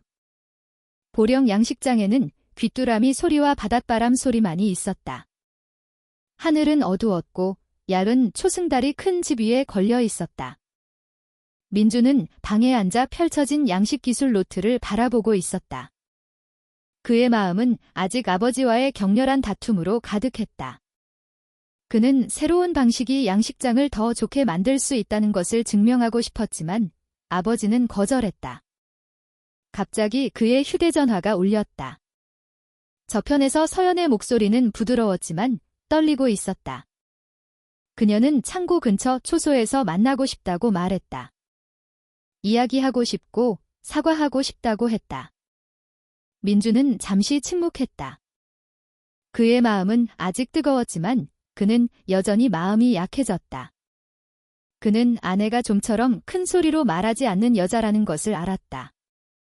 만약 그녀가 밤늦게 전화를 했다면 무언가 중요한 일이 있다는 뜻이었다. 민주는 방을 나왔다. 그는 거실을 지나 나무 계단을 내려갔다. 서연은 밖에서 기다리고 있었다. 그녀의 눈은 젖어 보였고 얼굴은 침울했다. 그녀는 낮은 목소리로 말했다. 오빠, 잠깐 이야기해요. 우리가 계속 다투는 건 싫어요. 민주는 한숨을 쉬고 고개를 끄덕였다. 그는 서연을 따라 연못가 초소 쪽으로 걸어갔다. 밤은 조용했고 뒤쪽 논에서 개구리 소리만 들렸다. 덤불 뒤에서 김진태 씨는 조용히 서 있었다. 그의 손에는 긴 나무 막대기가 들려 있었고 그의 눈은 날카로웠으며 숨은 거칠었다. 그는 기다리며 침착함을 유지하려 애썼다. 그날 밤은 충동적인 결정이 아니었다. 그는 이미 계획했다. 며칠 전 민준과의 다툼은 그의 마음에 불을 지폈을 뿐이었다. 민주는 초소의 나무 벤치에 앉았다. 서연은 그의 앞에 앉아 고개를 숙였다. 그녀의 눈에서는 눈물이 떨어졌다. 그녀는 조용히 말했다. 오빠, 당신을 잃을까 봐 두려워요. 우리가 잘 지냈으면 좋겠어요. 민주는 돌아보았고 그의 마음은 누그러졌다. 그는 아내의 어깨를 만지려고 손을 들었다. 바로 그때 뒤에서 긴 나무 막대기가 민준의 머리를 세게 내리쳤다. 나무와 뼈가 부딪히는 소리가 짧게 들렸다. 민준은 비틀거렸고 그의 눈은 커졌으며 땅에 쓰러졌다. 소리 한 번 내지 못하고 서연은 입을 막고 흐느꼈다. 그녀의 몸은 떨렸다. 김진태 씨는 어둠 속에서 나타났다. 그의 얼굴은 차가웠다. 그는 명령했다. 빨리, 울지 마. 그들은 민준의 시신을 창고로 끌고 갔다. 큰 나일론 밧줄이 이미 준비되어 있었다. 민준의 손과 발은 단단히 묶였다. 그리고 그의 몸은 작은 수레 위에 놓였다. 수레는 천천히 번양식지로 가는 흙길을 따라 끌려갔다. 바퀴가 삐걱거리며 젖은 땅에 긴 홈을 남겼다. 서연은 옆에서 걸었다. 그녀의 몸은 떨렸다. 때때로 집 쪽을 돌아보았다. 마치 누가 볼까 봐 두려운 것처럼. 연못가에 도착했을 때 그들은 멈췄다. 보통 그물 무게추로 사용되던 큰 돌이 준비되어 있었다. 그 돌은 민준의 몸에 묶였다. 밧줄은 여러 겹으로 감겼다. 밤은 더욱 고요해졌다. 바람만 불고 있었다. 김진태 씨는 아들의 시신을 잠시 바라보았다. 그의 얼굴은 굳어 있었고 그의 눈은 공허했다. 그리고 서연과 함께 그는 그 몸을 가장자리로 밀었다. 물이 철썩거렸다. 민준의 몸은 큰 소리와 함께 연못으로 떨어졌고 진흙 바닥으로 가라앉았다. 다시 고요함이 찾아왔다. 기도도 울음도 없었고 단지 그 비밀을 땅속으로 삼키는 연못물이 천천히 흔들릴 뿐이었다. 김진태 씨는 오랫동안 서 있었다. 그의 손가락에는 불 붙인 담배가 들려 있었다. 연기가 밤 공기 속으로 피어올랐다. 그는 그 순간부터 그의 삶이 같지 않을 것이라는 것을 알았지만 증오와 탐욕이 모든 감정을 덮었다. 서연은 그의 뒤에 서 있었고 그녀의 얼굴은 창백했으며 눈물이 떨어졌지만 그녀의 입술은 굳게 닫혀 있었다. 최경감은 눈을 떴다. 그의 머릿속 재구성은 너무나도 생생하게 느껴졌다. 마치 그가 직접 그날 밤 초소에 서 있었던 것 같았다. 그는 진실이 증거와 자백으로만 증명될 수 있다는 것을 알았다. 하지만 그 이미지는 그에게 모든 것이 어떻게 일어났는지 이해하기에 충분했다. 그날 밤 그는 새로운 메모를 썼다. 민주는 익사 때문에 죽은 것이 아니다. 그는 뒤에서 가격당했기 때문에 죽었다. 범인은 낯선 사람이 아니다. 밤중에 그를 불러낼 수 있는 사람은 가까운 사람뿐이다. 그리고 그의 몸에 돌을 얹을 수 있는 사람은 그의 아버지뿐이다. 최경감은 수첩을 덮었다. 보령의 밤하늘을 바라보았다. 마음속으로 그는 범인의 입에서 진실이 나올 때까지 멈추지 않겠다고 약속했다. 2018년 6월 7일 보령경찰서의 신문실은 긴장감으로 가득했다. 두 개의 방이 준비되었다. 하나는 서연을 위한 것으로 여성 형사가 동행했다. 다른 하나는 김진태 씨를 위한 것으로 2명의 선임 형사가 있었다. 최경감은 어두운 유리 뒤에서 두 사람을 지켜보며 모든 움직임을 관찰했다. 서연은 나무 의자에 앉아 있었다. 그녀의 몸은 약간 구부정했다. 얼굴은 창백했고 눈은 잠 부족으로 퀭했다. 그녀의 작은 손은 휴지를 뭉개고 있었다. 그녀 맞은편의 여성 형사는 마치 언니가 동생을 달래듯 부드럽게 말했다. 서연 씨, 당신이 슬프다는 것을 압니다. 하지만 모든 증거가 여기를 가리키고 있습니다. 만약 당신이 단지 휘말린 것이라면 지금이 말할 때입니다. 서연은 고개를 숙이고 대답하지 않았다. 그녀의 눈은 책상을 바라보았고 입술은 떨렸다. 최경감이 천천히 들어와 그녀 앞에 앉았다. 그는 낮은 목소리로 말했다. 저는 당신이 한때 민준 씨를 사랑했다고 믿습니다. 하지만 당신이 계속 침묵한다면 당신은 다른 사람의 잘못과 함께 가라앉게 될 것입니다. 그는 파일을 열고 연못가에 남은 작은 발자국 사진을 꺼내 책상 위에 놓았다. 이것을 보십시오. 당신의 샌들과 자국이 같습니다. 서연은 고개를 들었고 그녀의 눈은 커졌다. 최경감은 말을 이었다. 그런데 어떻게 연못에 가까이 간 적이 없다고 말할 수 있습니까? 서연의 뺨에서 눈물이 떨어졌다. 그녀는 속삭였다. 저는 딱 한 번 거기에 갔어요. 최경감은 천천히 고개를 저었다. 그는 서연이 연못가에 오랫동안 서 있는 것을 녹화한 야간 카메라 사진을 꺼냈다. 그는 말했다. 아무것도 모르는 사람은 자신이 두려워해야 할 장소에 그렇게 오래 서 있지 않습니다. 서연은 떨기 시작했다.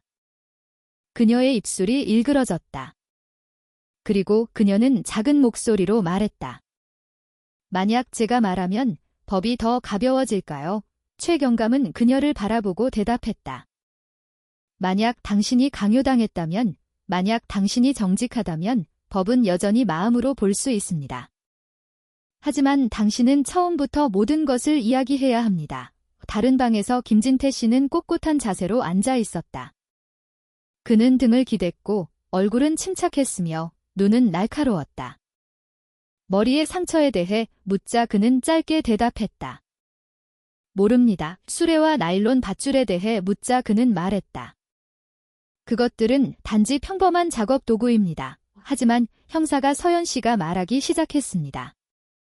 그녀는 이 모든 것이 당신의 아이디어라고 말했습니다. 당신이 그녀를 강제로 참여시켰다고요? 라고 말했을 때 김진태 씨의 얼굴이 변했다. 그의 눈이 커졌고 그의 손은 책상 위에서 주먹을 쥐었다. 그는 큰 소리로 외쳤다. 거짓말. 그녀가 시작했어. 그녀가 나를 부추겼다고. 방의 분위기는 그의 목소리로 떨렸다. 형사들은 서로를 쳐다보았다. 어두운 유리 뒤에서 지켜보던 최경감은 조용히 고개를 끄덕였다. 이것이 그가 기다리던 것이었다. 감정의 폭발은 김진태 씨가 쌓아온 단단한 벽의 첫 번째 균열이었다. 그는 방으로 천천히 걸어 들어가 김진태 씨 앞에 섰다. 그는 낮은 목소리로 물었다. 그래서 당신은 그날 밤 민준을 때렸다는 것을 인정하는 겁니까? 김진태 씨는 잠시 침묵했다. 그의 얼굴은 붉어졌고 관자놀이에는 땀이 맺혔다. 그리고 그는 작은 목소리로 말했다. 그는 이 양식장을 이끌 자격이 없었어. 그는 이론만 알았지 일은 몰랐어. 내가 쌓아올린 모든 것이 그의 손에 망가지는 것을 내버려 둘 수 없었어. 그것이 모든 거짓말을 끝내는 문장이었다. 최경감은 알았다. 자백은 항상 직접적인 말로 나오지 않았다. 때로는 분노가 진실로 가는 길을 열었다. 그날 밤 그는 새로운 메모를 썼다. 서연은 흔들리고 김진태는 폭발했다. 두 개의 가면이 금이 가기 시작했다. 한 명은 두려움 때문에 울고 다른 한 명은 자존심 때문에 화를 낸다. 하지만 둘 다 똑같은 범인이다. 마을에서는 신문 소식이 빠르게 퍼져나갔다. 사람들은 포장마차에 모여 서연이 자백할지도 모른다는 것과 김진태 씨가 감정에 굴복하기 시작했다는 것을 이야기했다. 한 늙은 어부가 낮은 목소리로 말했다. 비밀은 바다에 버린 생선 시체처럼 영원히 가라앉힐 수 없어. 결국에는 떠오르게 마련이지. 최경감은 이제 두 범인이 완전히 입을 열 때까지 시간 문제라는 것을 알았다. 그날 밤 신문은 새벽까지 계속되었다. 서연은 마침내 무너졌다. 그녀는 갈라진 목소리로 말했다. 모든 것은 4월에 민준 씨가 3일 동안 출장을 갔을 때 시작되었어요. 그날 밤 시아버님이 소주 한 잔과 달콤한 말을 들고 제 방문을 두드리셨어요. 처음에는 거절했지만 결국 그녀는 덫에 걸렸다. 그 부적절한 관계는 두려움과 야망이 뒤섞여 자라났다. 거기서부터 민준을 제거할 계획이 태어났다. 서연의 울음이 터져나왔다. 그녀는 얼굴을 가렸다. 그녀의 몸이 떨렸다. 제가 잘못했어요, 경감님. 그 덫에서 빠져나올 힘이 없었어요. 하지만 모든 것을 잃을까 봐 두려웠어요. 그녀는 계속해서 말했다. 그날 밤 그녀가 민준에게 전화를 걸어 사과하고 싶다는 핑계로 그를 불러낸 방법, 그리고 김진태 씨가 뒤에서 가격한 방법, 그리고 그들 둘이 시신을 창고로 끌고 가 묶은 후 5번향 식지에 버린 방법을 이야기했다. 다른 방에서 서연이 자백했다는 말을 들은 김진태 씨는 씁쓸하게 웃었다. 그는 큰 소리로 말했다. 그녀가 나를 유혹했어? 그녀가 민준이 사라지면 이 양식장은 우리 것이라고 말했어. 그는 잠시 멈췄고 그의 얼굴은 지쳐 보였다. 그리고 그는 낮은 목소리로 말을 이었다. 네, 내가 그를 때렸습니다. 나는 그의 아버지지만 약한 아들이 내가 쌓아 올린 모든 것을 차지하는 것을 참을 수 없었습니다. 최 경감은 두 방 사이에서 조용히 서 있었다. 그는 자신의 성공에 환호하지도 안도하지도 않았다. 오히려 그의 마음은 무거웠다. 한 가족이 가난이나 재앙 때문이 아니라 통제되지 않은 탐욕과 욕망 때문에 무너졌다. 며칠 후 공식적인 발표가 있었다. 서연과 김진태 씨는 계획살인 혐의로 입건되었다. 보령마을은 충격에 휩싸였다. 2018년 9월 첫 재판이 열렸을 때 사람들은 법원으로 몰려들었다. 법정은 만원이었다. 판사는 단호한 목소리로 기소장을 읽었다. 김진태 씨는 주범이자 주모자로 지목되었다. 서연은 처음부터 끝까지 도운 공범으로 지목되었다. 검사는 이것이 충동적인 행동이 아니라 치밀한 계획이었다고 강조했다. 서연은 피고인석에 고개를 숙인 채 앉아 있었다. 그녀는 때때로 얼굴을 가리며 울었다. 민준의 가족에게 그녀는 낮은 목소리로 사과하며 용서를 구했다. 그녀의 변호사는 서연이 덫에 걸렸고 압박을 받았으며 심지어 시아버지에게 이용당했다고 변호했다. 하지만 검사는 강하게 반박했다. 정말로 강요당했다면 왜 전화에 대해 거짓말을 했습니까? 왜 밤중에 연못가에 서 있었습니까? 왜 자신의 남편의 시신을 끌었습니까? 김진태 씨는 달랐다. 그는 똑바로 앉아 있었고 그의 얼굴은 차가웠으며 눈물도 사과도 없었다. 판사가 후회하느냐고 물었을 때 그는 단지 말했다. 저는 단지 민준을 잘못 판단한 것을 후회합니다. 저는 그가 양식장을 망칠 것이라고 생각했습니다. 하지만 사실은 제가 제 가족을 망친 것이었습니다. 마을 주민들은 그 문장을 복잡한 심정으로 들었다. 어떤 이는 화를 냈고 어떤 이는 슬퍼했으며 어떤 이는 믿을 수 없다는 듯 고개를 저었다. 한 아주머니가 이웃에게 속삭였다.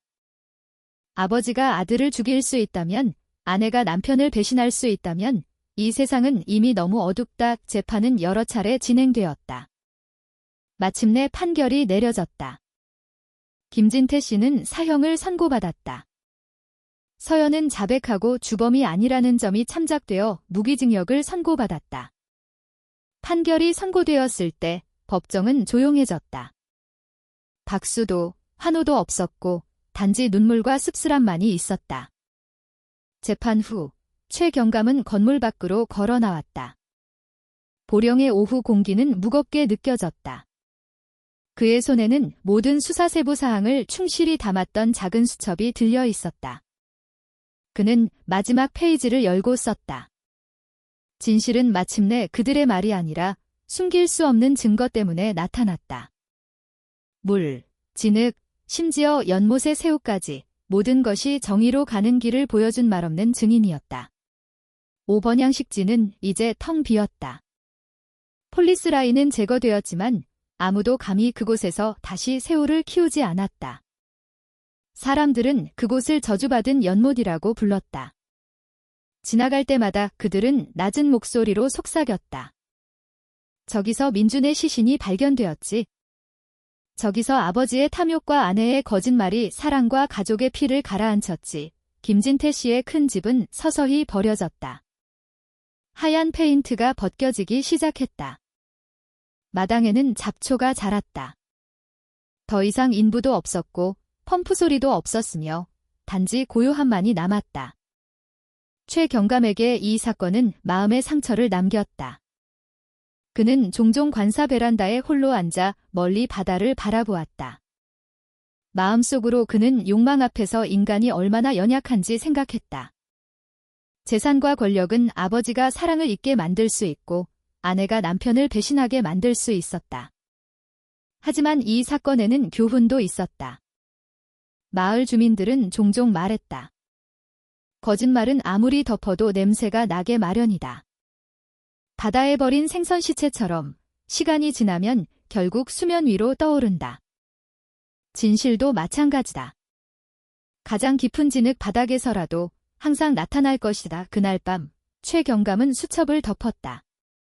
그는 하늘을 바라보며 속삭였다. 민준 씨, 편히 쉬게. 법은 집행되었네. 당신의 진실은 더 이상 가라앉지 않을 걸세. 청취자 여러분, 이 이야기는 씁쓸하게 끝이 납니다. 보호받아야 할 아들이 아버지에게 살해당했습니다. 충실해야 할 아내가 배신했습니다.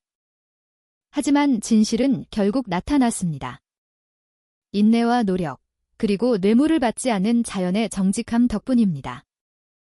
이 이야기에서 우리는 탐욕이 단지 파멸을 가져온다는 것을 배웁니다.